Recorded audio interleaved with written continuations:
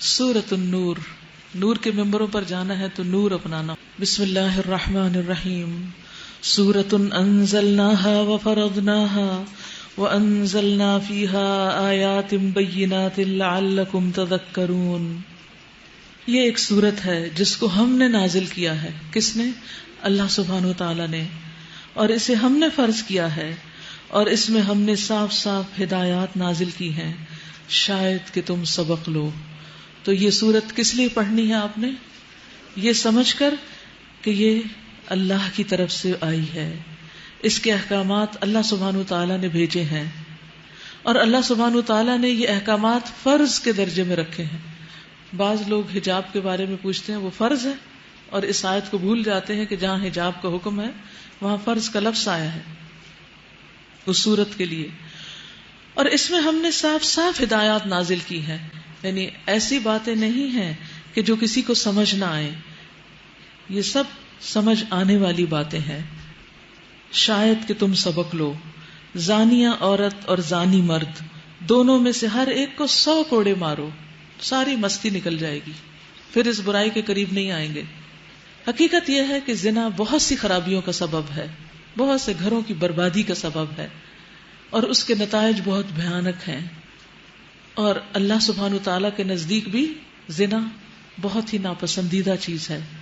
حدیث میں آتا ہے کہ زنا اور نور ایک جگہ اکٹھے نہیں ہو سکتے، یعنی جسے نور چاہیے دنیا میں بھی اور آخرت میں بھی، اسے اس چیز سے دور ہونا ہوگا.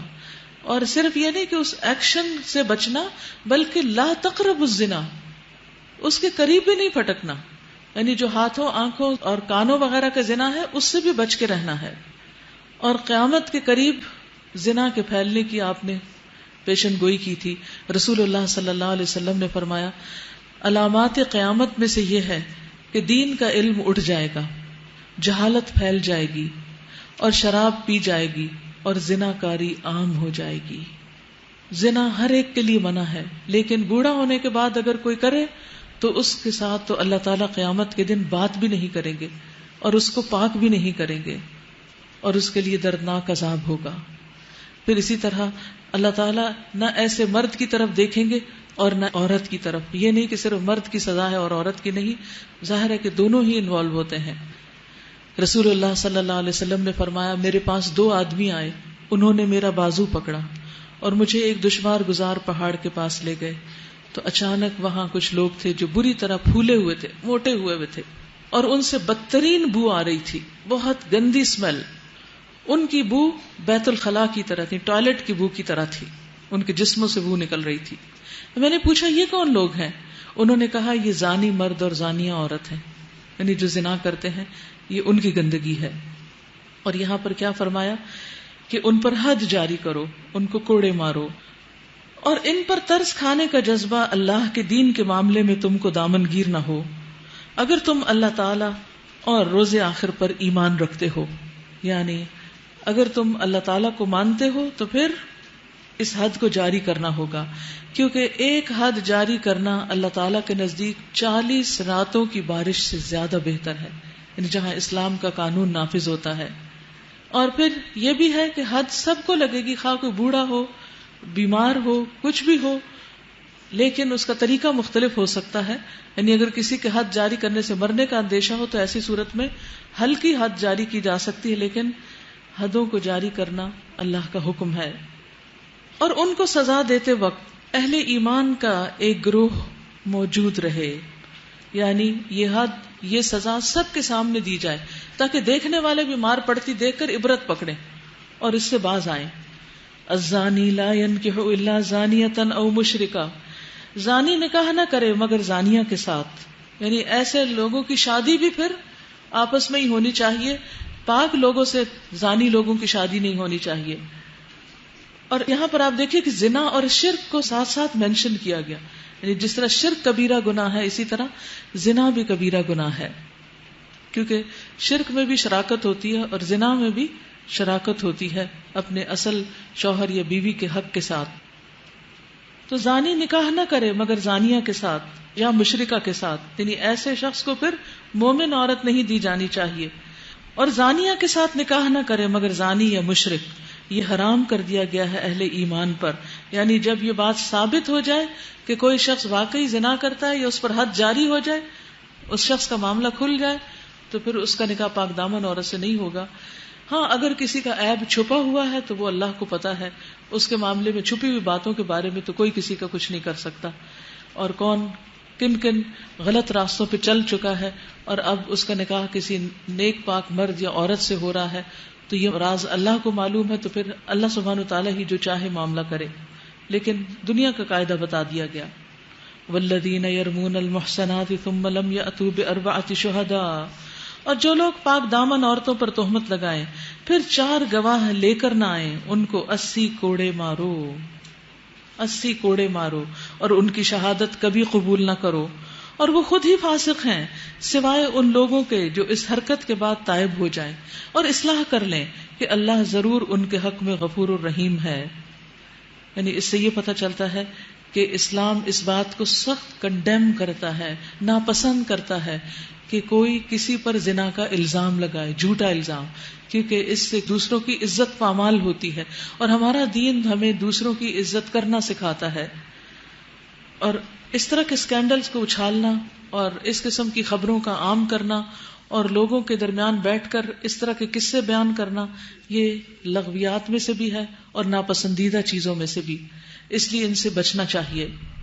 والذین یرمون ازواجہم ولم یکن لہم شہداء الا انفسہم فشہادۃ احدہم 4 شہادات باللہ انہ لمن الصادقین، اور جو لوگ اپنی بیویوں پر الزام لگائیں اور ان کے پاس خود ان کے اپنے سوا کوئی دوسرے گواہ نہ ہوں، تو ان میں سے ایک شخص کی شہادت یہ ہے کہ وہ 4 مرتبہ اللہ کی قسم کھا کر گواہی دے کہ وہ اپنے الزام میں سچا ہے. کیونکہ انسان کسی باہر کی لڑکی کو اگر برا کام کرتے دیکھتا ہے اور اس کے پاس گواہ نہیں ہے تو چپ کر جائے گا، لیکن اپنی بیوی کو اگر اپنی آنکھوں سے وہ زنا کرتے دیکھ رہا ہے تو وہ کیسے چپ کرے گا؟ تو اس کے لیے اللہ تعالیٰ نے ایک راستہ کھول دیا کہ پھر ایک شخص جو ہے وہ گواہی کے ساتھ قسمیں اٹھائے، کیونکہ قسمیں پھر دوسرے گواہوں کی قائم مقام ہو جائیں گی اور اس طرح معاملہ حل ہو جائے گا. تو کیسے گواہی ہوگی؟ کہ 4 مرتبہ اللہ کی قسم کھا کر گواہی دے کہ وہ اپنے الزام میں سچا ہے، اور 5ویں بار کہے کہ اس پر اللہ کی لعنت ہو اگر وہ اپنے الزام میں جھوٹا ہو. اور عورت سے سزا اس طرح ٹل سکتی ہے کہ وہ 4 مرتبہ اللہ کی قسم کھا کر شہادت دے کہ یہ شخص اپنے الزام میں جھوٹا ہے، اور 5ویں مرتبہ کہے کہ اس بندی پر اللہ کا غضب ٹوٹے اگر وہ اپنے الزام میں سچا ہو. تم لوگوں پر اللہ کا فضل اور اس کا رحم نہ ہوتا، اور یہ بات نہ ہوتی کہ اللہ بڑا التفات فرمانے والا اور حکیم ہے، فضل فرمانے والا ہے، تو بیویوں پر الزام کا معاملہ تمہیں بڑی پیچیدگی میں ڈال دیتا، یعنی پھر تمہاری زندگی دوبر ہو جاتی. تو اس کو قانون لعان کہتے ہیں. یعنی شوہر نے الزام لگایا، قسمیں بھی کھا لی، بیوی نے بھی جواباً اپنے اوپر سے الزام دھونے کے لیے قسمیں کھا لی، تو اس کے بعد کیا ہوتا ہے؟ دونوں کے درمیان نکاح ختم کر دیا جاتا ہے اور آئندہ کے لیے معاملہ ٹھپ، یعنی پھر اپنی اپنی راہ لے. کیونکہ ایسے 2 لوگ اکٹھے نہیں رہ سکتے، کیونکہ شادی کا رشتہ ایک ٹرسٹ کا رشتہ ہوتا ہے جس کے اندر اگر شوہر کو بیوی پر شک ہے اور بیوی کو شوہر پر شک ہے تو زندگی حرام ہو جاتی ہے. تو اس لیے اللہ سبحانہ وتعالیٰ نے یہ قانون دیا، ان الذین جاؤوا بالافک عصبۃ منکم، جو لوگ یہ بہتان گھڑ لائے ہیں وہ تمہارے اندر ہی کا ایک ٹولہ ہے. اس واقعے کو اپنے لیے شر نہ سمجھو بلکہ یہ بھی تمہارے لیے خیر ہی ہے. جس میں اس نے جتنا حصہ لیا اس نے اتنا ہی گناہ سمیٹا، اور جس شخص نے اس کی ذمہ داری کا بڑا حصہ اپنے سر لیا اس کے لیے تو عذاب عظیم ہے. یہاں اشارہ ہے واقع افک کی طرف. حضرت عائشہ رضی اللہ تعالی عنہا حضور صلی اللہ علیہ وسلم کے ساتھ غزوہ بنو المستلق میں گئی تھی. نبی صلی اللہ علیہ وسلم جب کبھی کہیں باہر جاتے تھے تو اپنی ازواج کے درمیان قرہ اندازی کرتے تھے، اور پھر جس کے نام قرہ نکلتا اس کو اپنے ساتھ سفر پر لے جاتے تھے. جنگ کا موقع ہے لیکن حضرت عائشہ نبی صلی اللہ علیہ وسلم کی خاطر زینت اختیار کرنے کے لیے اپنے گلے میں ہار پہن کے جاتی، سونے کا ہار، سفر پر. تو بہرحال ہوا یہ کہ جب غزوے سے واپسی ہو رہی تھی تو ان کا ہار کھو گیا. رات کا وقت تھا، وہ اپنے کجاوے سے اتری اور جا کر ہار ڈھونڈنے لگی، اور ڈھونڈتے ڈھونڈتے ان کو دیر ہو گئی. ان کے ساتھ بھی کوئی نہیں تھا، کیونکہ عام طور پر جب کوئی جیولری گم ہوتی ہے تو پھر آپ پہلے خود ہی ڈھونڈتے ہیں، کسی اور کو ساتھ نہیں ملاتے کیونکہ آپ کو پتا ہوتا ہے شامت آنے والی. تو بہرحال انہوں نے اکیلے جا کے ہار ڈھونڈا. اتنے میں لشکر روانہ ہو گیا اور ان کا جو کجاوا اٹھانے والے تھے انہوں نے سمجھا کہ حضرت عائشہ اندر ہی ہیں، انہوں نے پوچھا ہی نہیں، بات نہیں کی، اٹھایا، رکھا اور چل دیے. سب لوگ مدینہ چلے گئے اور حضرت عائشہ ہاتھ ڈھونڈ ڈھانڈ کر جب واپس آئیں تو اس جگہ پر کوئی بھی نہیں تھا. اب وہ ڈر گئی، وہیں پر انہوں نے کپڑا تانا اور لیٹ گئی، کیونکہ جب میں گم پاؤں گی تو لوگ مجھے ڈھونڈتے ہوئے آئیں گے.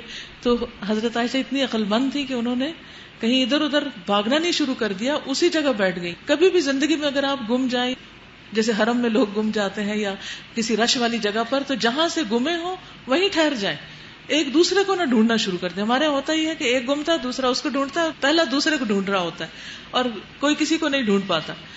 تو بہرحال اتنے میں صفوان بن معطل جو ایک بہت ہی محترم صحابی تھے، وہ بعد میں ساز و سامان کو دیکھتے ہوئے کہ قافلے کے پیچھے کوئی چیز نہ رہ گئی ہو، وہاں سے گزرے تو دیکھا کہ حضرت عائشہ جو ہیں وہ وہاں سو رہی ہیں. تو انہوں نے حجاب کا حکم آنے سے پہلے ان کو دیکھ رکھا تھا. تو ایک دم جب ان کی نظر پڑی تو انہوں نے انا للہ و انا الیہ راجعون پڑھا اور اپنا کیمل جو تھا پاس لا کے بٹھا دیا. حضرت عائشہ خاموشی سے اس میں سوار ہوئی، راستہ بھر کوئی بات نہیں کی اور یوں مدینہ چلی گئی. جو ہی مدینہ میں صفوان بن معطل داخل ہوئے اور پتہ چلا کہ حضرت عائشہ اس کجاوے پر آ رہی ہیں، تو عبداللہ بن ابی نے ایک جھوٹا الزام لگا دیا کہ نعوذ باللہ نبی کی بیوی اس شخص کے ساتھ انوالو ہو کر آئی ہیں اور انہوں نے زنا کیا ہے، زنا کا الزام لگا دیا. یہ خبر سب تک تو نہیں پہنچی لیکن چند ایک لوگوں کے درمیان میں تھی. منافقین تو آپس میں اس کو ڈسکس کر رہے تھے، لیکن مومنوں میں سے جو مخلص لوگ تھے 3-4 ایسے تھے جو ان کی باتوں میں آ گئے تھے. اب یہ خبر کوئی چھوٹی سی خبر نہیں تھی، اس نے سارے مدینہ کے اندر ایک سنسنی پھیلا دی اور اس بہتان کی افواہیں تقریباً 1 مہینے تک شہر میں اڑتی رہی. 1 مہینہ. اس دوران نبی صلی اللہ علیہ وسلم سخت اذیت میں مبتلا رہے، لیکن آپ نے کبھی حضرت عائشہ سے پوچھا نہیں، کچھ کھود کرید نہیں کی. اچھا بتاؤ تم نے کیا کیا تھا کہ نہیں کیا تھا، کچھ نہیں، بس ان کو ان کے حال پہ چھوڑ دیا. وہ کہتی ہیں میں روتی رہی، میرے والدین انتہائی پریشانی اور رنج و غم میں مبتلا رہے. ایک دن حضور صلی اللہ علیہ وسلم میرے پاس تشریف لائے، پاس بیٹھے. اس مدت میں آپ میرے پاس بھی نہیں بیٹھتے تھے. اور حضرت ابوبکر یعنی ان کے والد، ام رومان والدہ، انہوں نے محسوس کیا کہ آج کوئی فیصلہ کن بات ہونے والی ہے، تو وہ بھی دونوں پاس آ کے بیٹھ گئے. تو حضور صلی اللہ علیہ وسلم نے فرمایا عائشہ مجھے تمہارے متعلق ایسی ایسی خبر پہنچی، اگر تم بے گناہ ہو تو امید ہے کہ اللہ تعالیٰ تمہاری برات کر دے گا، اور اگر واقعی کسی گناہ میں مبتلا ہوئی ہو تو اللہ تعالیٰ سے توبہ کرو اور معافی مانگ لو، اللہ تعالیٰ معاف کرنے والا ہے. وہ کہتے ہیں یہ بات سن کر میرے آنسو خشک ہو گئے. میں نے اپنے والد کی طرف دیکھا اور کہا کہ آپ کچھ کہیے. تو انہوں نے کہا بیٹی میری سمجھ میں کچھ نہیں آتا کہ میں کیا کہوں. کہتی ہے میں نے اپنی والدہ سے کہا کہ آپ ہی کچھ کہیں. تو انہوں نے کہا میں حیران ہوں کیا کہوں، یعنی ان کے پاس بھی کہنے کے کچھ الفاظ نہیں تھے. تو اس سے آپ اندازہ لگائیں کہ ایسے حالات جب ہوتے ہیں، یعنی دنیا میں بھی جب انسان کسی مصیبت میں ہوتا ہے تو تنہا رہ جاتا ہے. یاد رکھیے تنہا رہ جاتا ہے، خواہ اس کے ماں باپ بھی ہوں، کوئی دوست بھی ہوں، اور لوگ بھی ہوں اس کے پاس بھی بیٹھے ہوں، لیکن صدمہ جس کو ہوتا ہے اسی کو ہوتا ہے، دوسرے کچھ زیادہ کر بھی نہیں سکتے.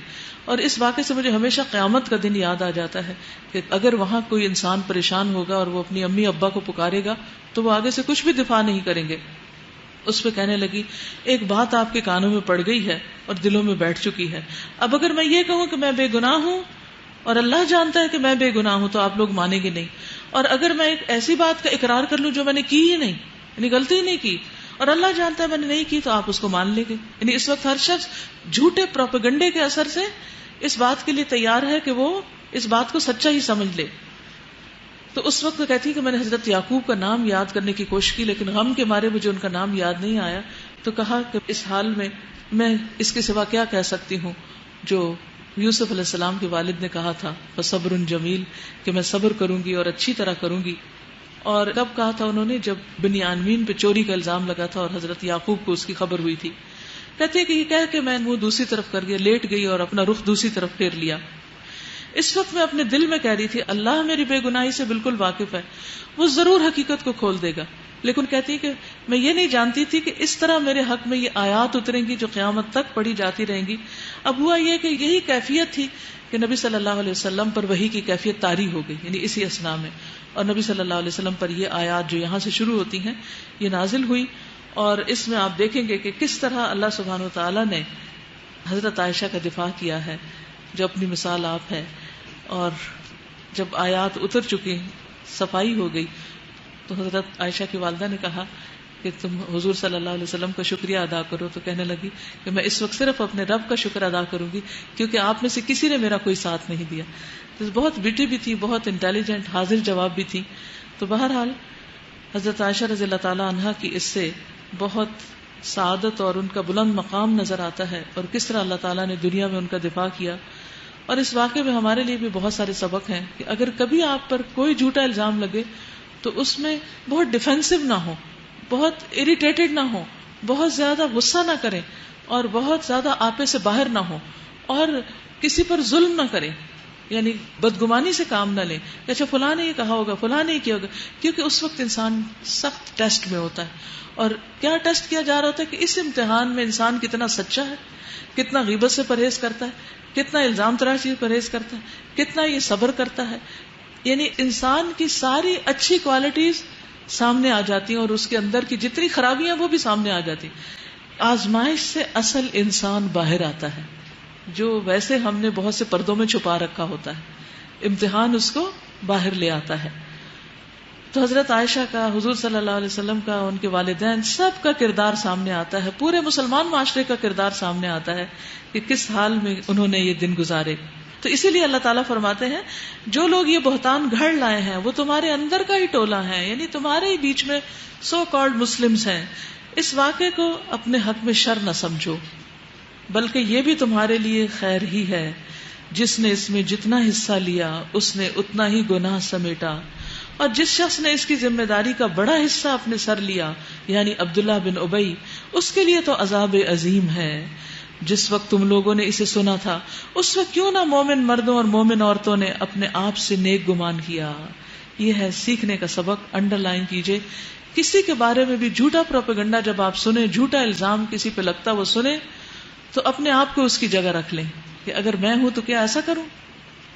اور کیوں نہ کہا وقالوا ھذا افک مبین، کہ یہ تو ایک صریح بہتان ہے. وہ لوگ اپنے الزام کے ثبوت میں 4 گواہ کیوں نہ لائے، اب کہ وہ گواہ نہیں لائے، اللہ کے نزدیک وہی جھوٹے ہیں. اگر تم لوگوں پر دنیا اور آخرت میں اللہ کا فضل اور رحم و کرم نہ ہوتا تو جن باتوں میں تم پڑ گئے تھے ان کی پاداش میں بڑا عذاب تمہیں آ لیتا. ذرا غور تو کرو اس وقت تم کیسی غلطی کر رہے تھے جب تم اپنے منہ سے وہ کچھ کہتے جا رہے تھے جس کے متعلق تمہیں کوئی علم نہ تھا. تم اسے ایک معمولی بات سمجھ رہے تھے، حالانکہ اللہ کے نزدیک وہ ایک بہت بڑی بات تھی. یعنی کسی بے گناہ مسلمان عورت پر الزام لگانا کوئی چھوٹی بات نہیں، بہت بڑی بات ہے. کیوں نہ اسے سنتے ہی تم نے کہہ دیا کہ ہمیں ایسی باتیں زبان سے نکالنا زیب نہیں دیتا، ہمیں ایسی باتیں کرنی نہیں چاہیے. سبحانک ھذا بہتان عظیم، پاک ہے تو اے رب، یہ ایک بہت بڑا بہتان ہے. حقیقت یہ ہے کہ آزمائش کے موقع سب سے زیادہ زبان کے لیے آزمائش کے ہوتے ہیں، کیونکہ اس وقت انسان کو اپنی زبان سنبھالنا بڑا مشکل ہو، کچھ نہ کچھ پھسل جاتا ہے، کچھ نہ کچھ منہ سے نکل جاتا ہے. تو رسول اللہ صلی اللہ علیہ وسلم نے فرمایا بندہ ایک بات زبان سے نکالتا ہے اور اس کے متعلق سوچتا نہیں کہ وہ کتنا بڑا گناہ ہے، جس کی وجہ سے وہ دوزخ میں اتنی دور پھسل کر گرتا ہے جتنی دوری مشرق اور مغرب کے درمیان ہوتی ہے. آپ صلی اللہ علیہ وسلم نے فرمایا کہ انسانوں کو چہروں کے بل جہنم میں ان کی زبانوں کی کٹی ہوئی کھیتیاں ہی گرائیں گی، یعنی زبانوں کی کمائی کی وجہ سے وہ جہنم میں جائیں گے. یعنی ایک انسان نماز پڑھتا ہے، روزہ رکھتا ہے، تہجد پڑھتا ہے، صدقہ خیرات کرتا ہے، لیکن ساتھ بڑا بد زبان ہے، بہت بد اخلاق ہے. تو ایسے شخص کی گفتگو کی جو بے احتیاطی ہے وہ اس کو مصیبت اور بڑے عذاب سے دوچار کر سکتی ہے. پھر یاد رکھیے جو زبان چلاتے ہیں لوگ وہ اللہ تعالیٰ کے ناپسندیدہ ہیں.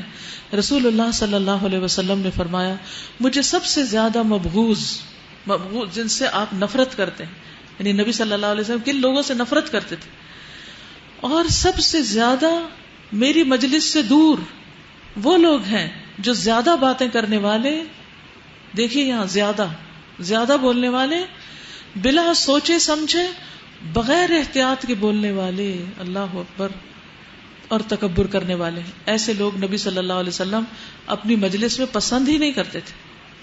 تو اس لیے ہمیں بھی اپنی زبانیں سنبھال لینی چاہیے، خصوصاً جب کوئی مصیبت آفت کا وقت ہو. یعظکم اللہ ان تعودوا لمثلہ ابدا، ان کنتم مؤمنین. اللہ تم کو نصیحت کرتا ہے آئندہ کبھی ایسی حرکت نہ کرنا اگر تم مومن ہو. وَيُبَيِّنُ لَكُمُ الْآيَاتِ اور تمہیں صاف صاف ہدایات دیتا ہے. واللہ علیم حکیم اور اللہ علیم اور حکیم ہے. ان الذین یحبون ان تشیع الفاحشۃ فی الذین آمنوا لهم عذاب علیم فی الدنیا والآخرہ واللہ یعلم وانتم لا تعلمون. جو لوگ چاہتے ہیں کہ ایمان لانے والوں کے گروہ میں فحش پھیلے، بے حیائی پھیلے، چاہے وہ گفتگو سے تعلق رکھتی ہو، چاہے وہ لباس سے تعلق رکھتی ہو، وہ دنیا اور آخرت میں دردناک سزا کے مستحق ہیں. اللہ جانتا ہے اور تم نہیں جانتے. یاد رکھیے فحش کا تعلق انسان کی زبان سے ہوتا ہے، انسان کے لباس سے ہوتا ہے، انسان کے ایکشن سے ہوتا ہے. ایسا لباس نہیں پہنیے جسے پہن کر آپ کا جسم ننگا ہو رہا ہو، چست لباس نہ ہو، ٹائٹ نہ ہو، جسم کے ساتھ چپکا ہوا نہ ہو، جیسے ٹائٹ پاجامے پہنے جا رہے ہیں آج کل. یہ بے حیائی کا لباس ہے، حیا نہیں ہے اس میں، کیونکہ پورا انسان کا جو سائز ہے وہ نظر آنے لگتا ہے، اس کے پورے فگرز نمایاں ہو جاتے ہیں. اور خصوصاً اگر قمیصوں کے چوک لمبے ہیں تو پورے بٹکس تک کا حصہ پورا دکھ رہا ہوتا ہے. یہ حصہ عورتوں کو دکھانا بھی حرام ہے، کہاں کہ مردوں کو دکھایا جائے. باہر سڑک پر انسان اس لباس میں چلے. پھر اسی طرح انسان کی زبان سے گالی گلوچ اور بے حیائی کی باتیں، زنا کی باتیں، فحش گفتگو، وہ گفتگو جو صرف شوہر اور بیوی کر سکتے ہیں وہ کسی نان محرم کے ساتھ کرنا، یہ سب بھی فحش باتوں میں آتا ہے. پھر اسی طرح ایسے گانے، غزلیں اور ایسا میوزک کہ جس میں اس قسم کی باتیں کی گئی ہوں. پھر اسی طرح ان چیزوں کو سیل کرنا اور ایسے لباس تیار کر کے سیل کرنا. مثلا اگر آپ نے بوتیک بنائی ہوئی ہے تو اس میں صرف باحیا لباس سیل کریں. اگر آپ نے بے حیائی کا لباس سیل کیا تو آپ بھی حصے دار ہوں گے، کیونکہ آپ رواج دے رہے ہیں اس کلچر کو. پھر ایسے شو منعقد کرنا کہ جس میں اس کا پورا اظہار کیا جا رہا ہو. تو حیا کا تعلق جو ہے بچپن سے ہے. چھوٹے بچوں کو بھی ایسے لباس نہیں پہنانے چاہیے کہ جن کو پہن کر لوگ ننگے رہیں، کیونکہ حدیث بہت ہی سخت ہے. فحش گفتگو بھی اللہ تعالیٰ کو پسند نہیں، اور یہ کلچر قیامت کی علامت بھی ہے. اور پھر رسول اللہ صلی اللہ علیہ وسلم نے فرمایا اللہ تعالیٰ بے حیائی پسند نہیں کرتے. بے حیا سے اور بے حیائی کی تلاش کرنے والے سے بغض رکھتے ہیں، نفرت کرتے ہیں. اور قیامت اس وقت تک قائم نہیں ہوگی جب تک ہر طرف بد زبانی اور بتکلف فحش گوئی عام نہ ہو جائے. یعنی قیامت سے پہلے یہ سب کچھ ہوگا. پھر اسی طرح بےہودہ گوئی کرنے والے، ان کا اسلام سے کوئی تعلق نہیں. جابر رضی اللہ عنہ کہتے ہیں کہ ایک مرتبہ میں نبی صلی اللہ علیہ وسلم کی ایک مجلس میں شریک تھا. میرے والد سمرہ میرے سامنے بیٹھے ہوئے تھے. نبی صلی اللہ علیہ وسلم نے فرمایا بے حیائی اور بتکلف فحش گوئی کا اسلام سے کوئی تعلق نہیں. ایسے ٹاک شوز، ایسی گفتگویں، ایسے چٹکلے، ایسے مذاق، ایسے لطیفے جس میں فحش باتیں کی جا رہی ہوں. اور اسلام کے اعتبار سے لوگوں سے سب سے اچھا وہ ہے جس کا اخلاق سب سے عمدہ ہو. تو اس لیے ڈھکی چھپی کھلی کسی بھی طرح فحش باتیں اپنی زندگی سے باہر نکال دے، کیونکہ یہ انسان کے لیے آفت کا سبب ہے. اسی طرح فحش لباس جس میں انسان کا جسم نمایاں ہو، چاہے وہ نیٹ کی چادر ہو یا جارجٹ کے ایسے دوپٹے کے جس سے پورا جسم ڈھلک رہا ہو، یا لباس میں باریک لباس کہ جس کو پہن کے انسان ننگا دکھ رہا ہو، یہ سب کچھ اسی میں آ جاتا ہے.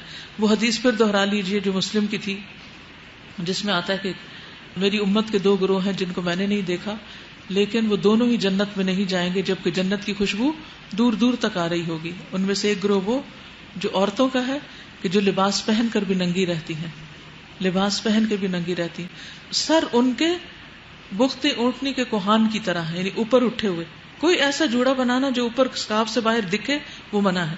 یعنی اگر آپ نے بال سمیٹنے لپیٹنے تو نیچے کریے، نمایاں نہیں ہونا چاہیے. کوہان کی طرح، ہمپ کی طرح اوپر نہیں دکھنا چاہیے. آپ نے فرمایا وہ دوسروں کو مائل کریں گی اور خود مائل ہوں گی. ایسی عورتیں جنت میں نہ جا سکیں گی، حالانکہ جنت کی خوشبو دور دور تک جا رہی ہوگی، لمبے فاصلوں تک جا رہی ہوگی. تو اس لیے اتنی سخت حدیث کے ہوتے ہوئے کوئی ہمارے پاس گنجائش نہیں، کوئی عذر نہیں کہ ہم اپنے اندر سے اس بے حیائی کے کلچر کو ختم نہ کریں. یعظکم اللہ ان تعودوا لمثلہ ابدا، اللہ تم کو نصیحت کرتا ہے کہ تم آئندہ کبھی ایسی حرکت نہ کرنا اگر تم مومن ہو. اللہ تمہیں صاف صاف ہدایات دیتا ہے اور وہ علیم اور حکیم ہے. جو لوگ چاہتے ہیں کہ ایمان لانے والوں کے گروہ میں فحش پھیلے وہ دنیا اور آخرت میں دردناک سزا کے مستحق ہیں. دنیا میں بھی ان کو سزا ملے گی اور آخرت میں بھی. اللہ جانتا ہے اور تم نہیں جانتے. اگر اللہ کا فضل اور اس کی رحمت تم پر نہ ہوتی اور یہ بات نہ ہوتی کہ اللہ بڑا شفیق و رحیم ہے تو یہ چیز جو ابھی تمہارے اندر پھیلائی گئی تھی بدترین نتائج دکھا دیتی، یعنی سارا معاشرہ تتر بتر ہو کے رہ جاتا. پھر فرمایا اے لوگو جو ایمان لائے ہو، شیطان کے نقش قدم پر نہ چلو، اس کی پیروی اگر کوئی کرے گا تو وہ اسے فحش اور بدی کا حکم دے گا. اور اگر اللہ کا فضل اور اس کا رحم و کرم تم پر نہ ہوتا تو تم میں سے کوئی شخص پاک نہ ہو سکتا تھا، مگر اللہ ہی جسے چاہتا ہے پاک کرتا ہے. اللہ سننے والا اور جاننے والا ہے. اس لیے ہمیں کچھ بھی کر کے اللہ سبحانہ و تعالیٰ سے اپنے آپ کی معافی کرانی چاہیے، خوب خوب عفو درگزر کی دعا کرنی چاہیے. اور خاص طور پر رمضان کی راتوں میں، طاق راتوں میں، لیلۃ القدر پہ اللہم انک عفو تحب العفو فاعف عنا ولا يأتل أولو الفضل منكم والسعة أن يؤتوا أولي القربى والمساكين والمهاجرين في سبيل الله وليعفوا وليصفحوا ألا تحبون أن يغفر الله لكم والله غفور رحيم. تم میں سے جو لوگ صاحب فضل اور صاحب مقدرت ہیں وہ اس بات کی قسم نہ کھا بیٹھیں کہ اپنے رشتہ دار مسکین اور مہاجر فی سبیل اللہ لوگوں کی مدد نہ کریں گے. انہیں معاف کر دینا چاہیے اور درگزر کرنا چاہیے. کیا تم نہیں چاہتے کہ اللہ تمہیں معاف کر دے؟ اور اللہ کی صفت یہ ہے کہ وہ غفور الرحیم ہے. مخلص مومنوں میں سے جنہوں نے حضرت عائشہ پر الزام لگایا تھا ان میں سے ایک مصطح بن اساسہ تھے جو حضرت ابو بکر رضی اللہ تعالی عنہ کے قریبی رشتہ دار تھے. جب حضرت ابو بکر کو پتا چلا کہ وہ بھی الزام لگانے والوں میں شامل تھے تو انہوں نے قسم کھا لی کہ وہ آئندہ اپنے رشتہ دار کو کچھ بھی نہیں دیں گے. تو اس پر اللہ سبحانہ وتعالیٰ نے فوراً بیچ میں فرمایا کہ نہیں، جن کو اللہ نے سب کچھ دیا ہے وہ ایسا نہیں کریں گے. یعنی آپس میں بھی ایک دوسرے کو معاف کر دیا جائے. غلطی ہو گئی، حد جاری ہو گئی اور اس کے بعد اب معاف کر دیا جائے. تو حضرت ابو بکر نے کہا تھا کہ کیوں نہیں، اے اللہ ہم چاہتے ہیں کہ تو ہمیں معاف کر دے. اور انہوں نے اس وظیفے کو پہلے سے بھی دگنا کر دیا. الا تحبون ان یغفر اللہ لکم واللہ غفور الرحیم. اور اللہ غفور الرحیم ہے، اس لیے بندوں میں کیا پسند کرتا ہے کہ بندے بھی ایک دوسرے کو معاف کر دیں. ان الذین یرمون المحصنات الغافلات المؤمنات لعنوا فی الدنیا والآخرہ ولہم عذاب عظیم. جو لوگ پاک دامن بے خبر مومن عورتوں پر تہمتیں لگاتے ہیں، زنا کی جھوٹے سکینڈل گھڑتے ہیں، ان کو بدنام کرتے ہیں، ان پر دنیا اور آخرت میں لعنت کی گئی ہے. کبھی بھی ایسی کسی گفتگو میں حصہ نہ لیں اور کبھی کسی کے کردار کیریکٹر کے اوپر بات نہ کریں. اگر آپ نے اپنی آنکھوں سے بھی دیکھا تو جب تک 4 گواہ نہ ہو اس کا ذکر نہ کریں، کیونکہ بہت سخت سزا ہے. وہ اس دن کو بھول نہ جائیں جبکہ ان کی اپنی زبانیں اور ان کے اپنے ہاتھ پاؤں ان کے کرتوتوں کی گواہی دیں گے. اس دن اللہ وہ بدلہ انہیں بھرپور دے گا جس کے وہ مستحق ہیں، اور انہیں معلوم ہو جائے گا کہ اللہ ہی حق ہے، سچ کو سچ کر دکھانے والا. تو یاد رکھیے کہ یہ سزا دنیا کے علاوہ آخرت میں بھی ہے. نبی صلی اللہ علیہ وسلم نے فرمایا جس نے اپنے غلام پر تہمت لگائی حالانکہ غلام اس تہمت سے بری تھا تو قیامت کے دن اسے کوڑے لگائے جائیں گے سوائے اس کے کہ اس کی بات صحیح ہو. یعنی کسی پر ایک تو ہے زنا کا الزام اور دوسرے کسی بھی قسم کا جھوٹا الزام، فلاں نے چوری کی، تم نے یہ اٹھایا، فلاں نے یہ کیا. ایسی باتیں مومن نہیں کرتے جب تک کہ پورا یقین نہ ہو جائے. کسی سے آگے کچھ نہیں کہتے، ورنہ اگر بات صحیح نہ ہوئی تو پکڑ ہو جائے گی، کوڑے پڑیں گے. دنیا سے کوئی بچ بھی گیا، چھٹ بھی گیا تو قیامت کے دن اس کی پکڑ ہو جائے گی. الخبیثات للخبیثین والخبیثون للخبیثات. خبیث عورتیں خبیث مردوں کے لیے اور خبیث مرد خبیث عورتوں کے لیے. پاکیزہ عورتیں پاکیزہ مردوں کے لیے اور پاکیزہ مرد پاکیزہ عورتوں کے لیے. یعنی اصول یہی ہے. ہاں اگر اس کے خلاف ورزی کوئی کرے تو اس کی مرضی. ان کا دامن پاک ہے، ان باتوں سے جو بنانے والے بناتے ہیں ان کے لیے مغفرت اور رزق کریم ہے. اور طیبات اور خبیثات سے مراد باتیں بھی کی گئی، یعنی کہ خبیثات سے مراد خبیث کلمات اور طیبات سے مراد طیب کلمات. یعنی کسی کو برا کہنے سے کوئی برا ہو نہیں جاتا اور کسی کو نیک کہنے سے کوئی نیک ہو نہیں جاتا. لیکن بات کہنے والے کے اوپر ہی آ پڑتی. اگر آپ اچھی بات کرتے ہیں تو وہ آپ کی شخصیت کی عکاس ہے، اور اگر آپ خبیث باتیں کرتے ہیں تو آپ اسی سے پہچانے جائیں گے. You are known for that. پھر فرمایا یا ایھا الذین آمنوا لا تدخلوا بیوتا غیر بیوتکم، اے لوگوں جو ایمان لائے ہو، اپنے گھروں کے سوا دوسروں کے گھروں میں داخل نہ ہوا کرو، حتی تستأنسوا وتسلموا علی اہلھا، جب تک کہ گھر والوں کی رضا نہ لے لو، جب تک وہ راضی نہ ہو، یعنی بن بلائے مہمان مت بنو، اور گھر والوں پر سلام نہ بھیج لو. یہ طریقہ تمہارے لیے بہتر ہے، توقع ہے کہ تم اس کا خیال رکھو گے، امید ہے کہ خیال رکھو گے. سن رہے؟ پھر وہاں اگر کسی کو نہ پاؤ تو داخل نہ ہو جب تک کہ تم کو اجازت نہ دے دی جائے، اور اگر تم سے کہا جائے واپس چلے جاؤ تو واپس ہو جاؤ.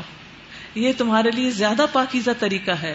جو کچھ تم کرتے ہو اللہ اسے خوب جانتا ہے. ہمارا کیا طریقہ ہے؟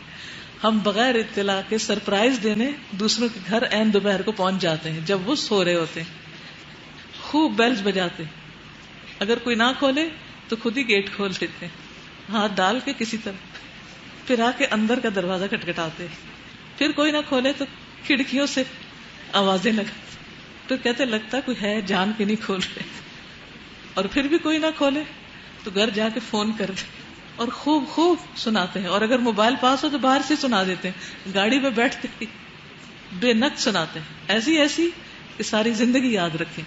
یہ ہے ہمارا کلچر. اور اس کے برعکس قرآن کیا کہہ رہا ہے؟ پہلے اپوائنٹمنٹ لو، اجازت لو، مانوس کرو، جا کر بھی پھر ناک کرو، پھر بولو، پھر سلام کرو، پھر داخل ہو. اور اگر کوئی کہے کہ نہیں اس وقت میں مصروف ہوں چلے جاؤ تو چلے جاؤ اور برا نہ مناؤ.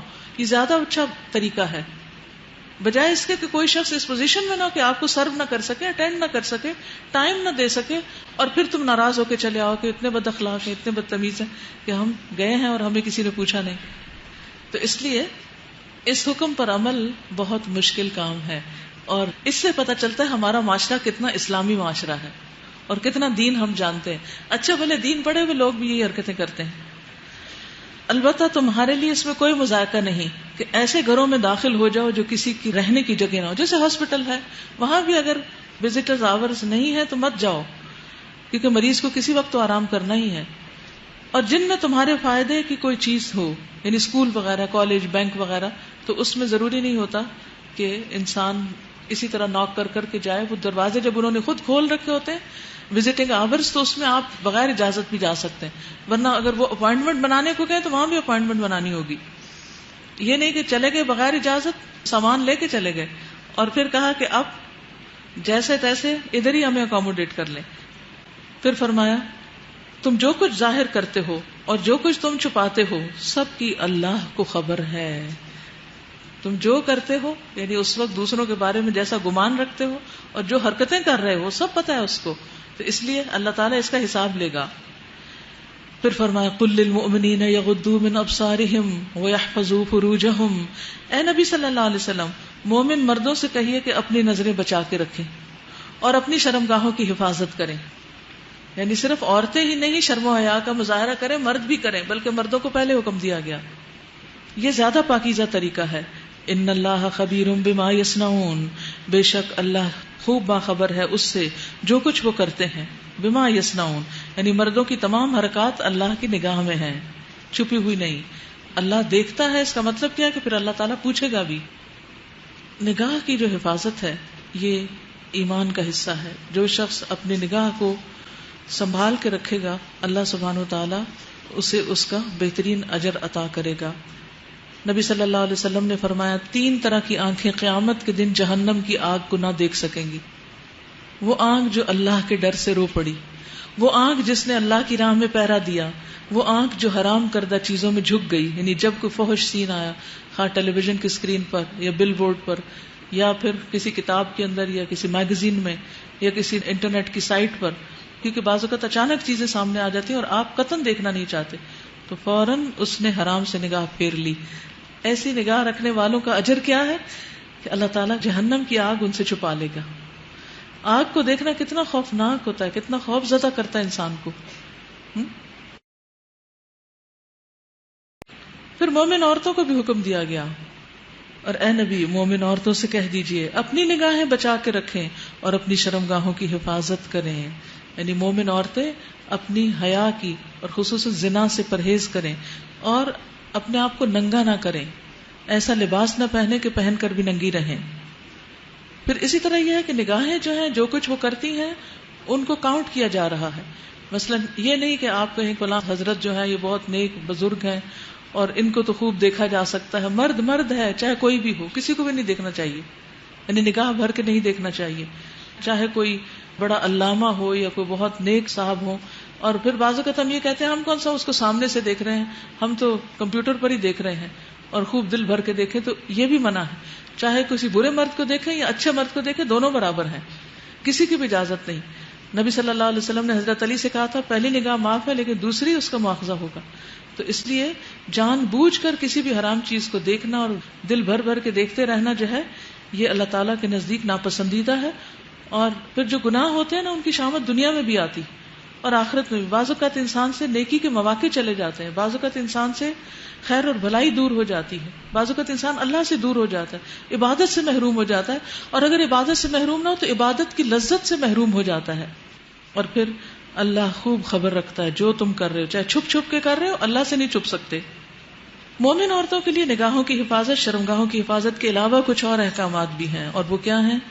وَلَا يُبْدِينَ زِينَتَهُنَّ إِلَّا مَا ظَهَرَ مِنْهَا، وہ اپنی زینت ظاہر نہ کرے مگر جو خود بخود ظاہر ہو جائے. رسول اللہ صلی اللہ علیہ وسلم نے فرمایا تمہاری بدترین عورتیں وہ ہیں جو زینت کا اظہار کرنے والی ہیں، تکبر سے چلتی ہیں. ایسی عورتیں منافق ہیں، ان میں سے کوئی بھی جنت میں داخل نہ ہوں گی مگر سرخ چونچ اور سرخ پیر والے کوے کی طرح، یعنی بہت کم. اور پھر خاص طور پر وہ عورتیں جو مردوں کو مائل کریں، یعنی اپنی طرف رجھائیں اور اپنے لباس سے اور اپنے کپڑوں سے اور اپنی چال سے ان کو اپنے طرف اٹریکٹ کریں. اب دیکھیں کہ اس سے مرد کتنے فتنے میں پڑ جاتا ہے اور کتنے ہی گھر برباد ہو جاتے ہیں، گھروں کا سکون لٹ جاتا ہے.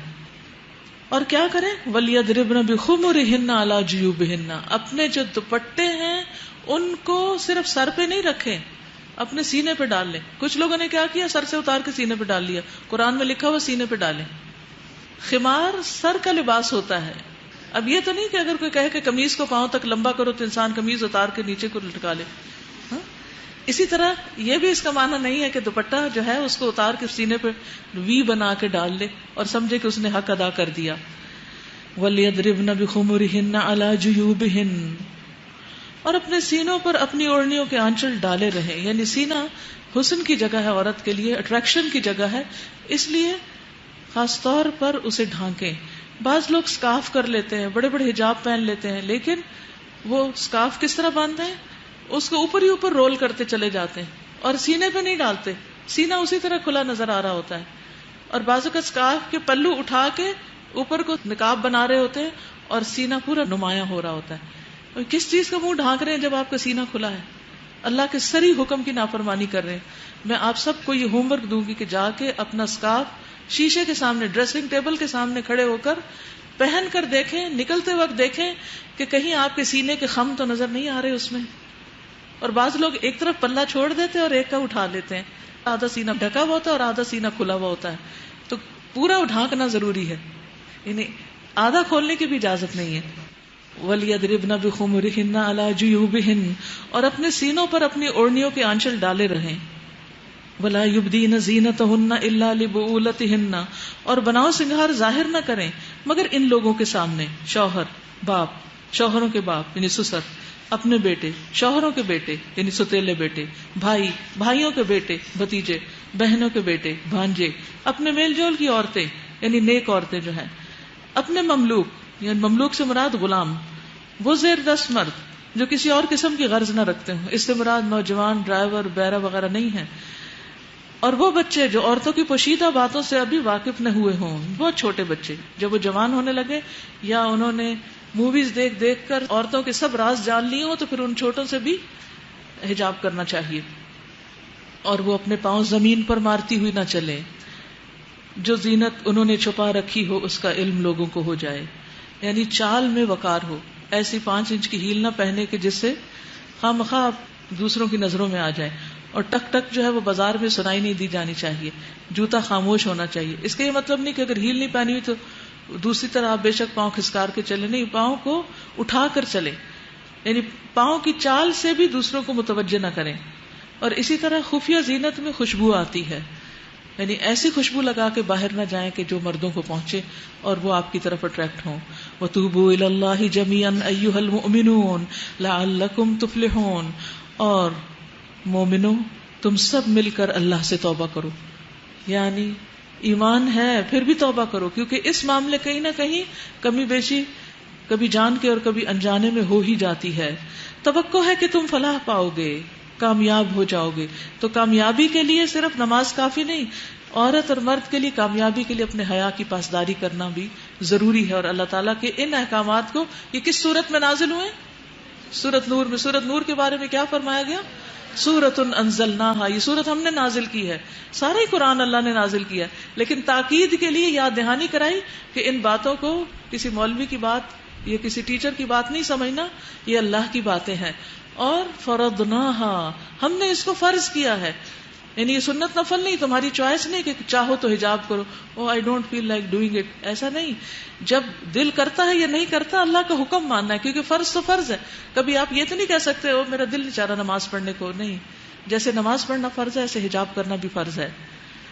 وَأَنكِحُوا الْأَيَامَ مِنكُمْ وَالصَّالِحِينَ مِنْ عِبَادِكُمْ وَإِمَائِكُمْ.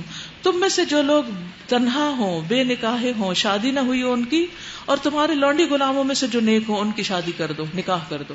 یعنی جو بالغ ہو جائیں، شادی کی عمر کو پہنچ جائیں، اچھا رشتہ نیک دیندار آ جائے، اس رشتے کو قبول کر لینا چاہیے اور بہت مین میخ نہیں نکالنی چاہیے اور شادی کر دینی چاہیے، کیونکہ شادی تاخیر سے کرنے کی وجہ سے بھی بہت سی خرابیاں آتی ہیں. رسول اللہ صلی اللہ علیہ وسلم نے فرمایا، جب ایسا شخص تمہارے پاس نکاح کا پیغام بھیجے، پروپوز کرے، جس کے دین اور اخلاق سے تم مطمئن ہو، تو اس سے اپنی بیٹی کا نکاح کر دو. اگر ایسا نہیں کرو گے تو زمین میں فتنہ اور زبردست فساد برپا ہوگا. اور ہم کن جھگڑوں کو لے کے بیٹھ جاتے، یہ ہماری برادری نہیں، یہ ہمارا خاندان نہیں، یہ ہمارا قبیلہ نہیں، اور اس کا تو قد اتنا ہے، اور اس کی تو ناک ایسی ہے، اور اس کے تو کاروبار ایسا ہے، اور اس قسم کے بہانے کر کے شادیوں کو ڈیلے کر دیا جاتا ہے، جس کے نتیجے میں پھر لڑکیاں اور لڑکے دونوں ہی خراب راستوں پہ چل پڑتے ہیں. ان یکونوا فقراء یغنہم اللہ من فضلہ واللہ واسع علیم. اگر وہ غریب ہوں تو اللہ اپنے فضل سے ان کو غنی کر دے گا، اللہ بڑی وسعت والا اور علیم ہے. اور جو نکاح کا موقع نہ پائیں انہیں چاہیے کہ عفت مآبی اختیار کریں یہاں تک کہ اللہ اپنے فضل سے ان کو غنی کر دے.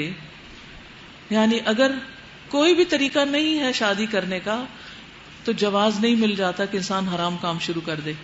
غلط رستوں پہ نکلنے کا جواز نہیں ہے، بلکہ کیا کرے انسان؟ پاکیزگی اختیار کرے، روزے رکھے، اپنی نگاہوں کو جھکا کے رکھے، اپنے آپ کو ایسے کاموں میں مصروف رکھے کہ شادی کا خیال کم سے کم جائے. ہر وقت شادیاں نہ اٹینڈ کرتا رہے کہ دیکھ دیکھ کے حسرت ہوتی رہے، کیونکہ ہم نے شادی کلچر ایسا عام کر دیا ہے کہ ایک ایک شادی کئی کئی دنوں پر محیط ہے.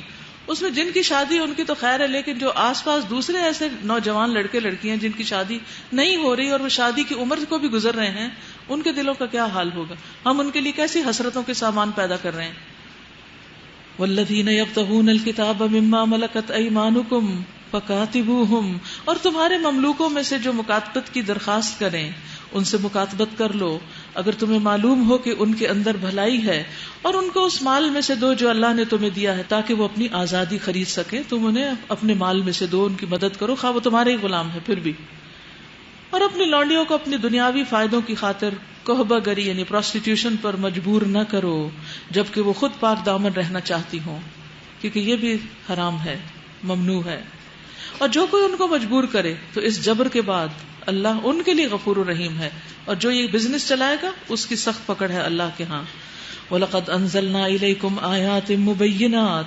ہم نے صاف صاف ہدایت دینے والی آیات تمہارے پاس بھیج دی ہیں، اور ان قوموں کی عبرتناک مثالیں بھی ہم تمہارے سامنے پیش کر چکے ہیں جو تم سے پہلے ہو گزری ہیں، اور وہ نصیحتیں ہم نے کر دی ہیں جو ڈرنے والوں کے لیے ہوتی ہیں. یعنی جنہوں نے تقوی اختیار کرنا ہے وہ اس سے کافی نصیحت لے لیں گے. اللہ نور السماوات والارض مثل نوره كمشکاة فيها مصباح المصباح في زجاجة الزجاجة كأنها كوكب دري يوقد من شجرة مباركة زيتونة لا شرقية ولا غربية يكاد زيتها يضيء ولو لم تمسسه نار نور على نور يهدي الله لنوره من يشاء ويضرب الله الأمثال للناس والله بكل شيء علیم. اللہ آسمان و زمین کا نور ہے. اللہ آسمان و زمین کا نور ہے. کائنات میں اس کے نور کی مثال ایسی ہے جیسے تاک میں چراغ رکھا ہوا ہو. چراغ ایک فانوس میں ہو.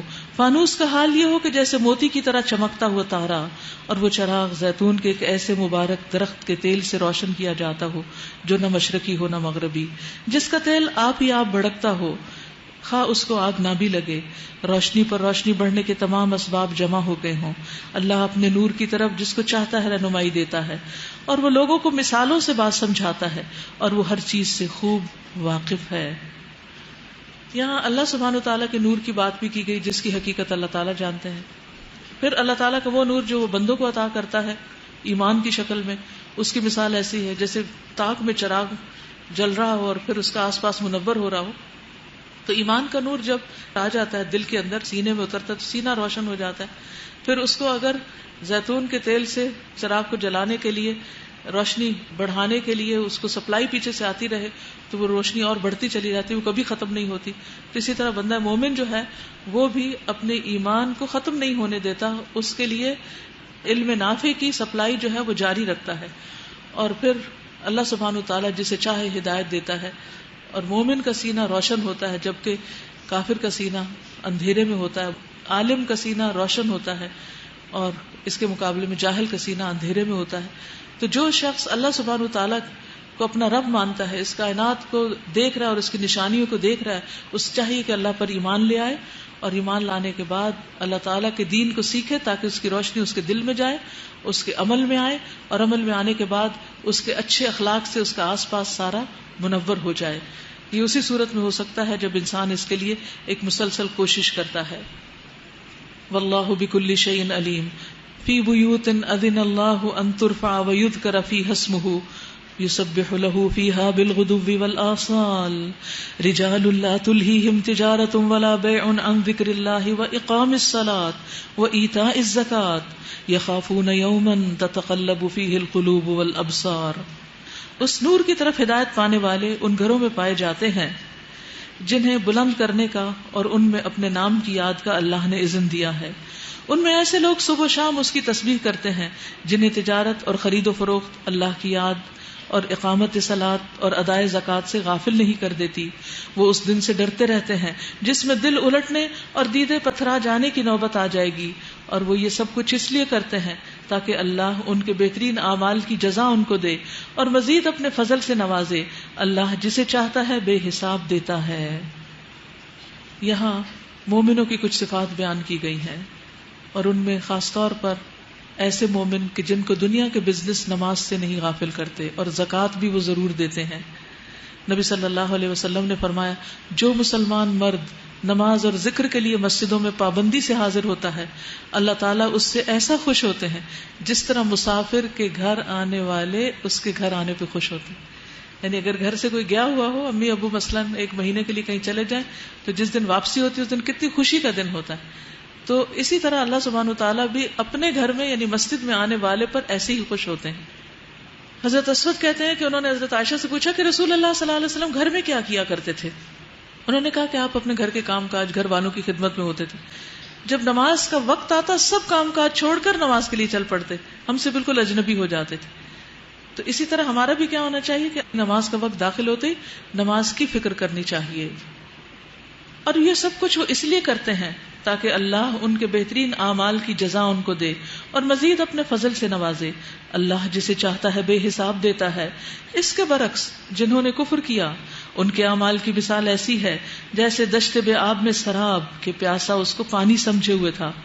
یعنی سخت چمکتی دھوپ میں جو ریت ہوتی ہے وہ پانی لگتی، مگر جب وہاں پہنچا تو کچھ نہ پایا، بلکہ وہاں اس نے اللہ کو موجود پایا جس نے اس کا پورا پورا حساب چکا دیا. یعنی دنیا کی مثال ایسی ہے جیسے سراب. لیکن جب انسان اللہ کے پاس پہنچے گا تو پھر کچھ بھی نہیں ملے گا اس کو، کیونکہ دنیا میں جو اس نے اچھے کام بھی کیے تھے آخرت کو بھول کر وہ نمائشی نیکیاں تھیں.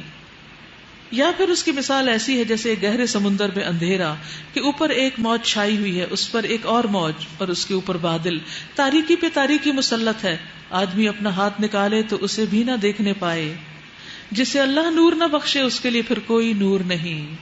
یعنی جو لوگ معاشرے کے اندھیروں میں پھر جہالت، نہ گھر میں دین کا علم، نہ اسکول میں دین کا علم، نہ کہیں آبا و اجداد سے کچھ ملا، نہ ہی خود کچھ شوق، تو ایسا شخص ایسے جیسے سخت اندھیرے میں ڈوبا ہوا ہو. تو پھر ایسے شخص کو اللہ تعالیٰ روشنی نہیں دیتا. جیسے سمندر کی تہہ تک سورج کی روشنی نہیں پہنچتی، ایسے ہی اس طرح کے لوگوں تک قرآن کا نور اور ہدایت نہیں پہنچتی، کیونکہ وہ طلب نہیں رکھتے. کیا تم دیکھتے نہیں ہو کہ اللہ کی تسبیح کر رہے ہیں وہ سب جو آسمانوں اور زمین میں ہیں، اور وہ پرندے جو پر پھیلائے اڑ رہے ہیں. اللہ اکبر. کبھی دیکھا کسی پرندے کو اور سوچا کہ یہ تسبیح کر رہا ہے اور مجھے بھی کر لینی چاہیے؟ ہم سمجھتے ہاں آ رہے ہیں جا رہے ہیں، چیل بول رہی ہے، کوا بھی بول رہا ہے. ہر ایک اپنی نماز اور تسبیح کا طریقہ جانتا ہے، ہمیں بھی جاننا چاہیے. اور یہ سب کچھ جو کرتے ہیں اللہ اس سے باخبر رہتا ہے. آسمانوں اور زمین کی بادشاہی اللہ ہی کے لیے ہے اور اسی کی طرف سب کو پلٹنا ہے.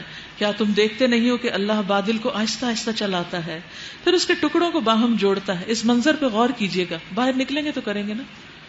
پھر اسے سمیٹ کر ایک کثیف ابر بنا دیتا ہے. پھر تم دیکھتے ہو کہ اس کے خول میں سے بارش کے قطرے ٹپکتے چلے آتے ہیں. کس طرح اللہ بادلوں میں ملاپ ڈالتا ہے، ٹیم ورک ہوتا ہے، پھر بارش نکلتی. اکیلا بادل بارش نہیں برسا سکتا. اور وہ آسمان سے ان پہاڑوں کی بدولت جو اس میں بلند ہیں اولے برساتا ہے. پھر جسے چاہتا ہے ان کا نقصان پہنچاتا ہے اور جسے چاہتا ہے ان سے بچا لیتا ہے. اس کی بجلی کی چمک نگاہوں کو خیرہ کیے دیتی ہے. رات اور دن کا الٹ پھیر وہی کر رہا ہے. اس میں ایک سبق ہے آنکھوں والوں کے لیے. اور اللہ نے ہر جاندار ایک طرح کے پانی سے پیدا کیا. واللہ خلق کل دابۃ من ماء. ایک پانی لیکن کتنی مختلف ورائٹی. پھر کوئی ہے جو پیٹ کے بل چل رہا ہے جیسے سانپ، کوئی ہے جو 2 ٹانگوں پر جیسے انسان، کوئی 4 ٹانگوں پر. اور جو کچھ وہ چاہتا ہے پیدا کرتا ہے اور وہ ہر چیز پر قادر ہے. 4 ٹانگوں پہ کون ہے؟ جیسے گائے، بھینس، بکری، گھوڑا وغیرہ بہت سے جانور ہیں. اور اس سے زیادہ تو بے شمار ہیں جن کے پاؤں بھی بے شمار ہیں، ان کو ہم گن ہی نہیں سکتے. لیکن ہمارے مشاہدے میں عموماً یہ سب آتے ہیں، اس لیے قریب کی مثال دی گئی. ہم نے صاف صاف حقیقت بتانے والی آیات نازل کر دی ہیں. آگے صراط مستقیم کی طرف ہدایت اللہ ہی جسے چاہتا ہے دیتا ہے. یہ لوگ کہتے ہیں ہم ایمان لائے اللہ اور رسول پر اور ہم نے اطاعت قبول کی. منافق یہ کہتے ہیں، مگر اس کے بعد ان میں سے ایک گروہ اطاعت سے منہ موڑ لیتا ہے. ایسے لوگ ہرگز مومن نہیں ہیں.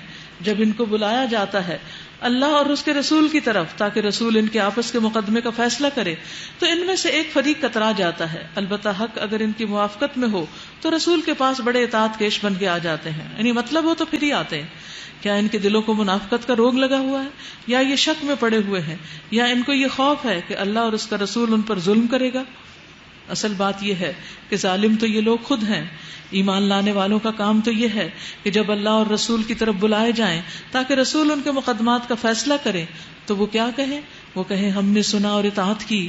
ایسے ہی لوگ فلاح پانے والے ہیں اور کامیاب وہی ہیں جو اللہ اور اس کے رسول کی فرما برداری کریں اور اللہ سے ڈریں اور اس کی نافرمانی سے بچیں.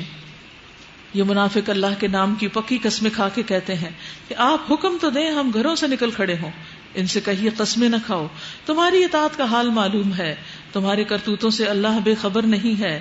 کہو اللہ کے مطیع بنو اور رسول کے تابع فرمان بنو. لیکن اگر تم منہ پھیرتے ہو تو خوب سمجھ لو کہ رسول پر جس فرض کا بار رکھا گیا ہے اس کا ذمہ دار وہ ہے، اور تم پر جس فرض کا بار ڈالا گیا اس کے ذمہ دار تم ہو. تم اس کی اطاعت کرو گے تو خود ہی ہدایت پاؤ گے، ورنہ رسول کی ذمہ داری اس سے زیادہ کچھ نہیں کہ صاف صاف حکم پہنچا دے. اللہ نے وعدہ کیا ہے تم میں سے ان لوگوں کے ساتھ جو ایمان لائیں اور نیک عمل کریں کہ وہ ان کو اسی طرح زمین میں خلیفہ بنائے گا جس طرح ان سے پہلے گزرے ہوئے لوگوں کو بنا چکا ہے. ان کے لیے ان کے اس دین کو مضبوط بنیادوں پر قائم کر دے گا جسے اللہ تعالیٰ نے ان کے حق میں پسند کیا ہے، اور ان کی موجودہ حالت خوف کو امن سے بدل دے گا. بس وہ میری بندگی کریں گے، میرے ساتھ کسی کو شریک نہ کریں گے. تو یاد رکھیے اللہ سبحانہ تعالیٰ کا یہ وعدہ ہے کہ جو مسلمان اللہ تعالیٰ کی پوری فرما برداری کریں گے، اطاعت کریں گے، اللہ ان کے خوف کو امن میں بدل دے گا. یعنی دنیا میں بھی ان کو امن عطا کرے گا، ان کے علاقوں میں اللہ کی رحمت برسے گی، بس شرط یہ ہے کہ وہ اللہ سے کیے ہوئے عہد کو پورا کریں، بس وہ میری بندگی کریں، میرے ساتھ کسی کو شریک نہ ٹھہرائیں، اور جو اس کے بعد کفر کرے تو ایسے ہی لوگ فاسق ہیں۔ نماز قائم کرو اور زکوٰۃ ادا کرو اور رسول کی اطاعت کرو، امید ہے کہ تم پر رحم کیا جائے گا۔ جو لوگ کفر کر رہے ہیں ان کے متعلق اس غلط فہمی میں نہ رہو کہ وہ زمین میں اللہ کو عاجز کر دیں گے، ان کا ٹھکانہ دوزخ ہے اور وہ بڑا ہی برا ٹھکانہ ہے۔ اے لوگو جو ایمان لائے ہو، لازم ہے کہ تمہارے مملوک اور تمہارے وہ بچے جو ابھی عقل کی حد کو نہیں پہنچے 3 اوقات میں اجازت لے کر تمہارے پاس آیا کریں، یعنی ایسے ہی بغیر نوک کیے یا اجازت لیے بیڈ روم کا دروازہ نہیں کھولیں، صبح کی نماز سے پہلے اور دوپہر کو جبکہ تم کپڑے اتار کر رکھ دیتے ہو، کیونکہ وہاں ایئر کنڈیشنرز نہیں تھے اور اب بھی سب کے پاس نہیں، اور عشاء کی نماز کے بعد۔ یہ 3 وقت تمہارے لیے پردے کے وقت ہیں، ان کے بعد وہ بلا اجازت آئیں تو نہ تم پر کوئی گناہ ہے نہ ان پر، یعنی باہر کے پردے کے احکام اور ہیں اور گھر کے اندر بھی کچھ پردے ہیں۔ تمہیں ایک دوسرے کے پاس بار بار آنا ہی ہوتا ہے، یعنی بہت کام ہوتے ہیں گھر کے، اس لیے یہ نہیں ہو سکتا کہ سب صرف اپنے کمروں میں ہی بند ہو کے بیٹھ جائیں، لیکن جب ماں باپ کے کمرے میں جاؤ تو اجازت لے کر۔ اس طرح اللہ تمہارے لیے اپنے ارشادات کی توضیح کرتا ہے اور وہ علیم اور حکیم ہے۔ اور جب تمہارے بچے عقل کی حد کو پہنچ جائیں تو چاہیے کہ اسی طرح اجازت لے کر گھر آیا کریں، یعنی گھر یہاں لفظ لکھا ہوا نہیں ہے ٹیکسٹ کے اندر، مراد اس سے یہی ہے کیونکہ گھر کے اندر بیٹھے ہوئے تو اجازت کی ضرورت نہیں سوائے ان کمروں کے، تو گھر کے اندر آتے ہوئے اجازت دیا کریں جس طرح ان کے بڑے اجازت لیتے رہے ہیں، یعنی اپنے ہی گھر میں جانے کے لیے بھی مردوں کو اجازت لینی چاہیے تاکہ بہو بیٹی وغیرہ جو اپنا ستر حجاب ٹھیک کر لیں۔ اس طرح اللہ اپنی آیات تمہارے سامنے کھولتا ہے اور وہ علیم و حکیم ہے۔ اور جو عورتیں جوانی سے گزری بیٹھی ہوں، نکاح کی امیدوار نہ ہوں، اگر وہ اپنی چادر اتار کر رکھ دیں، یعنی گھر کے اندر، یعنی باہر ایسے وداؤٹ ڈریس نکل جائیں، تو ان پر کوئی گناہ نہیں، بشرطے کہ زینت کی نمائش کرنے والی نہ ہو، تبرج کرنے والی نہ ہو۔ تبرج ہوتا ہے اپنے حسن کو نمایاں کرنا، میک اپ اور لباس وغیرہ کو، زیور کو۔ تو اگر کوئی عورت مینوپاز کی عمر سے گزر چکی ہے، 50-60 سال کی ہوگی، لیکن ابھی بھی اس کے سارے فیچرز ٹھیک ٹھاک ہیں اور بڑھاپے کے آثار نہیں ہیں، اور وہ لباس بھی اچھا پہنتی ہے اور زیور میک اپ بھی اس کا برابر جاری ہے، بال بھی رنگے ہوئے ہیں، تو ایسی صورت میں جو نوجوانوں کی طرح بہیو کرتی ہے اسے حیاداری سے کام لینا چاہیے، اس کے اوپر وہ سارے احکامات لاگو ہوں گے جو ایک نوجوان لڑکی پر ہوتے ہیں۔ اس کے برعکس جو بوڑھی ہو چکی ہو، بالکل بال سفید ہو چکے ہوں، بات سمجھ نہ آتی ہو، 1 منٹ میں بات بھول جاتی ہو اور چل پھر نہ سکتی ہو، شادی کوئی نہ کرے اس سے، تو پھر اس عورت کے لیے حجاب کی پابندی نرم ہے، اور ہر حال میں حیا اچھی ہے، اور اللہ سب کچھ سنتا اور جانتا ہے۔ کوئی حرج نہیں اگر کوئی اندھا یا لنگڑا یا مریض کسی کے گھر سے کھا لے، اور نہ تمہارے اوپر اس میں کوئی مذائقہ ہے کہ اپنے گھروں سے کھاؤ یا اپنے باپ دادا کے گھروں سے یا اپنی ماں نانی کے گھروں سے یا اپنے بھائیوں کے گھروں سے یا اپنے بہنوں کے گھروں سے، کیونکہ کچھ لوگ بہن کے گھر سے نہیں کھاتے، بیٹی کے گھر سے نہیں کھاتے، ایسی اسلام میں کوئی ممانعت نہیں ہے، یا اپنے چچاؤں کے گھروں سے یا پھپھیوں کے گھروں سے یا اپنے ماموں کے گھروں سے یا اپنی خالاؤں کے گھروں سے یا ان گھروں سے جن کی کنجیاں تمہاری سپردگی میں ہوں یا اپنے دوستوں کے گھروں سے۔ اس میں بھی کوئی حرج نہیں کہ تم لوگ مل کر کھاؤ یا الگ الگ کھاؤ، یعنی اگر جلدی ہو تو اکیلے کھا سکتے ہیں، ورنہ مل کر کھانا زیادہ اچھا ہے۔ رسول اللہ صلی اللہ علیہ وسلم نے فرمایا، اللہ کے ہاں محبوب کھانا وہ ہے جس کو کھانے والے زیادہ ہوں، یعنی کھانا تھوڑا اور کھانے والے زیادہ۔ تو جو بچیاں ہاسٹل میں رہتی ہیں وہ کھانے والے ماشاءاللہ بہت ہیں، 300-400 لوگ ہیں، اور مل کے جب کھاتے ہیں تو بعض اوقات لوگ تنگ بھی ہوتے ہوں گے کہ پرائیویسی نہیں ہے کچھ کھانے میں، لیکن اللہ کی نظر میں آپ لوگ اچھے ہیں انشاءاللہ۔ رسول اللہ صلی اللہ علیہ وسلم نے فرمایا، اشری لوگ جب جہاد میں محتاج ہو جاتے یا مدینہ میں ان کے اہل و عیال کے لیے کھانا کم ہو جاتا تو اپنے پاس موجود سب کچھ ایک کپڑے میں جمع کر لیتے، 1 ڈش کر لیتے، اور آپس میں ایک برتن میں برابر تقسیم کر لیتے، میں ان میں سے ہوں وہ مجھ سے ہے، یعنی مل کے کھاتے، سب اپنا اپنا لا کے شیئر کر لیتے، وہی ڈش جو گھر میں کھانی تھی لا کے اپنا دوسروں کو کھلا دیا، دوسروں کا خود چکھ لیا، کیونکہ چکھتے چکھتے پیٹ بھر جاتا ہے۔ فَإِذَا دَخَلْتُمْ بُيُوتًا فَسَلِّمُوا عَلَىٰ أَنفُسِكُمْ، البتہ جب گھروں میں داخل ہوا کرو تو اپنے لوگوں کو سلام کیا کرو، دعائے خیر اللہ کی طرف سے مقرر فرمائی ہوئی، بڑی بابرکت اور پاکیزہ۔ اس طرح اللہ تمہارے سامنے آیات بیان کرتا ہے، توقع ہے کہ تم سمجھ بوجھ سے کام لوگے، یعنی گھر میں جاتے ہوئے سلام کی تاکید کی گئی ہے، اس سے گھروں میں برکت اور رحمت آتی ہے۔ مومن تو دراصل وہی ہیں جو اللہ اور اس کے رسول کو دل سے مانے، اور جب کسی اکٹھے اجتماعی کام کے موقع پر رسول کے ساتھ ہوں تو اس سے اجازت لیے بغیر نہ جائیں، یعنی اپنی مرضی سے ہی جو کام اکٹھے ہو رہا ہے اپنی ڈیوٹی چھوڑ کے نہیں جائیں. جو لوگ تم سے اجازت مانگتے ہیں وہی اللہ اور رسول کے ماننے والے ہیں. بس جب وہ اپنے کسی کام سے اجازت مانگے تو جسے تم چاہو اجازت دے دو.